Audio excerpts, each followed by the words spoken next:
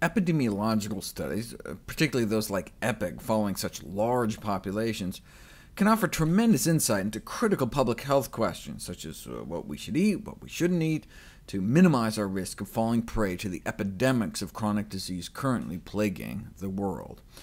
But the gold standard is the interventional study, where you put people on a certain diet and track what happens. It's easy to get people to make little changes, especially if you pay them. Getting people to add grape juice to their daily diet, or some nuts, if we've seen. I mean, a piece of cake, especially if that's what you're trying to get people to eat. But increasingly, there's building evidence that to achieve big changes in our health, we need to achieve big changes in our diet. Moderation kills.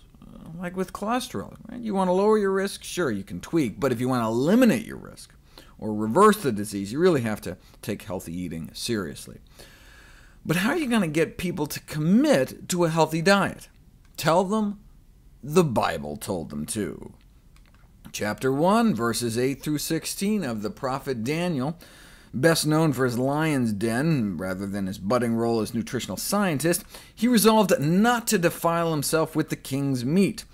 The official said, "No way," and so he told the guard, "Look, put it to the test. Round up some test subjects and put them on a plant-based diet. See how they do."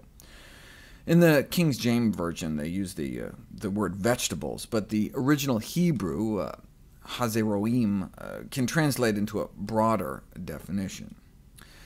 And what do you know? They looked healthier and better nourished than whatever the king used to be feeding them, and so Daniel got his veggies.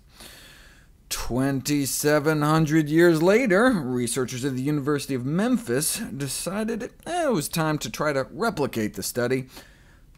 Stay tuned for tomorrow's conclusion.